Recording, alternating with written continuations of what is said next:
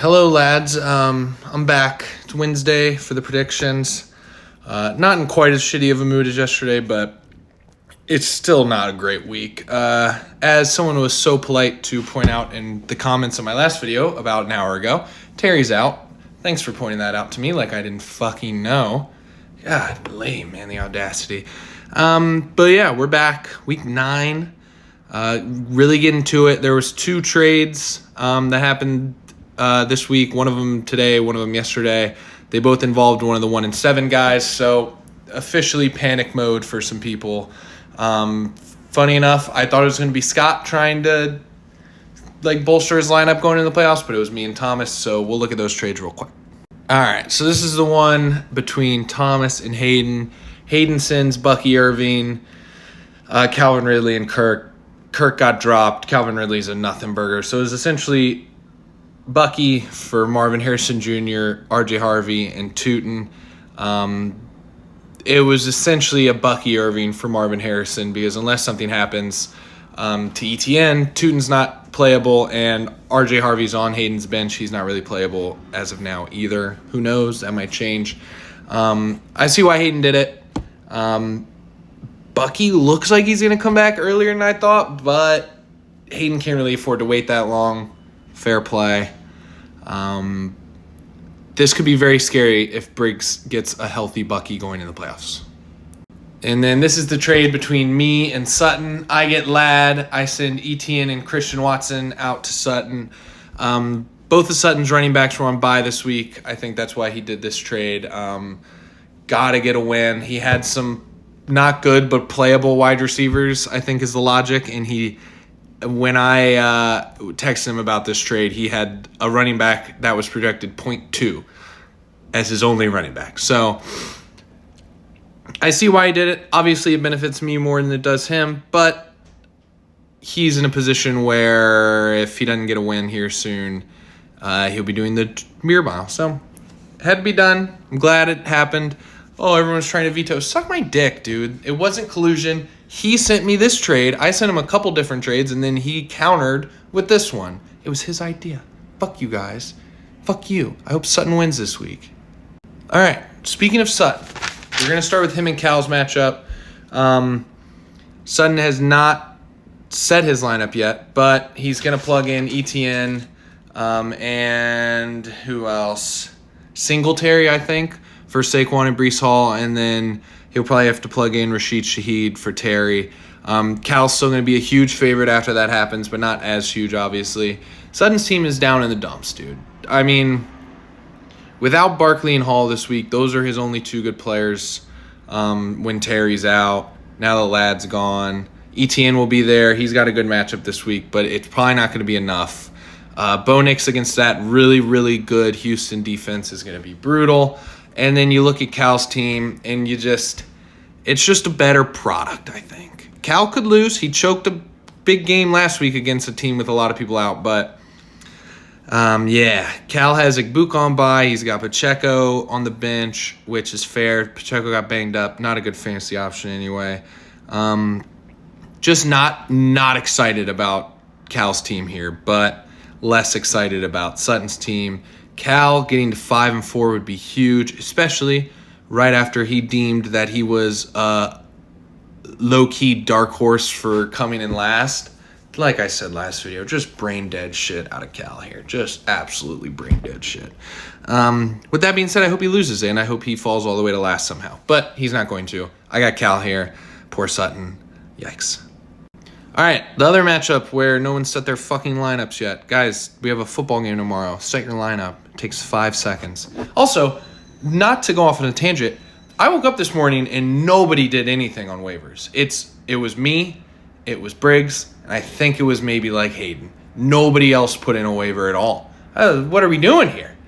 We got to get on waivers, fellas. I picked up Christian Watson off waivers like a week ago, and I just used him to get Ladd. Guys, it's a 14-man league, but we still got to do waivers. People's rosters are dog shit. People are rostering random defense. Move them around. Come on. What are we doing? I woke up this morning like, oh my God, I'm not going to get anybody. They're all there. What are we doing?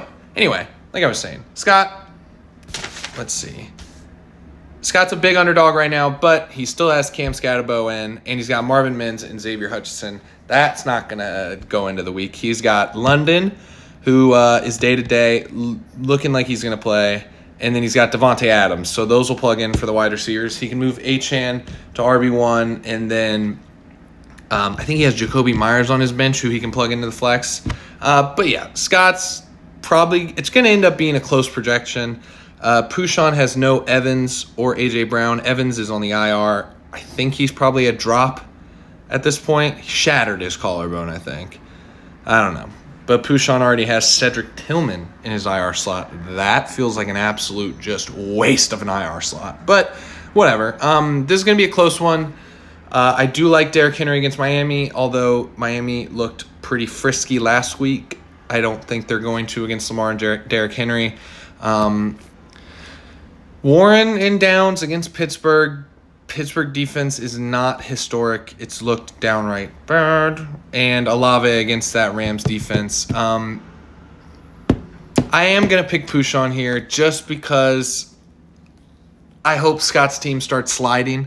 Because a couple more losses, some of those get a couple more wins. He's going to lose that 1 seed. This is purely what I want to happen pick. I want Pouchon to win. That'll be good for me, hopefully, if I win. And Scott's Chiefs just beat me. Fuck you, scumbag. All right, this is a fun one. Brett versus Maish. Brett's team, he was the one that benefited from Scatterbo going down. Having Tracy go from like 4 points projected to 14 is massive. Brett's team has come together nicely now that he's got his boys back. I still just don't understand the Lamar trade. I don't get it. Lamar's coming back. I don't get it. I don't get it. That's Brett though. That's fine. He's a better fantasy football player than me, so I can't question it too much. He now has Jaden Daniels on the bench, who he traded Lamar to get, and now he's saying that Jaden Daniels will be sold tomorrow at noon to the highest bidder, just like he did with Lamar. So not sure what he's doing or what he thinks he's going to be able to get for Jaden. Maybe a running back. I don't know who would do that really, but we'll see. But yeah, Brett's team's come together nice. The only bad spot here is Jordan Mason now that he's back up again. But maybe Aaron Jones will get hurt again, and then Brett will have a decent team. It's just he waited too long. Now he's got 2 wins. I said it was desperation time for him. He said, no, it's not. All I have to do is win 4 out of my next 6. Yeah, pal. That's fucking desperation when you're 2-6. Also, that only gets you to 6 wins. That's only been a playoff team once, and that was your lucky ass last year when I still can't figure out the fucking tiebreakers. Jesus Christ. Yeah, Brett's a cocky little scumbag. Maish's team, a lot of question marks. Flacco, it doesn't look like he's going to play. I think he popped out his throwing shoulder, some shit like that. Jacobs, he's always questionable. I think he'll be fine. But Puka, I think is pretty much day-to-day. Against New Orleans, McVay might not want to rush him back, but I'm picking Maish here because if Puka plays, I think he's going to carry this Maish team. Travion might be done. It looked like people were reporting that New England was going to trade for running back. Holy shit, that's brutal for Maish. Plus, I think Maish is in a spot where if he wins this game, gets to 5 wins, it's huge for him. So, I'm taking Maish here. Yeah, I don't really know what Brett's doing with this team management here. I think this is a good spot for him to get a win, get up to 3. Hope that Hayden and Sutton both lose. But he's in a weird spot with right now a pretty good roster. Maybe feels like he waited too long. But, like he said, he could just win out, get into the playoffs, and then this is a feisty little team. You never know. I'll see you guys in part 2 for the rest of these fucking matchups. All right.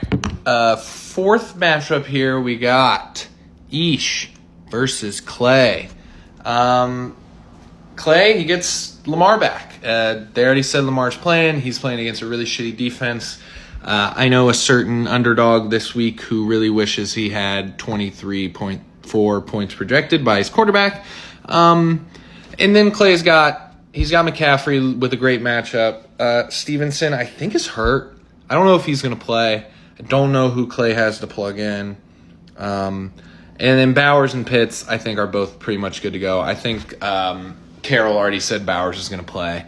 The Lamar Zay Flowers stack was pretty much what Brett drafted his whole team around, and then he just trades him for nothing, basically.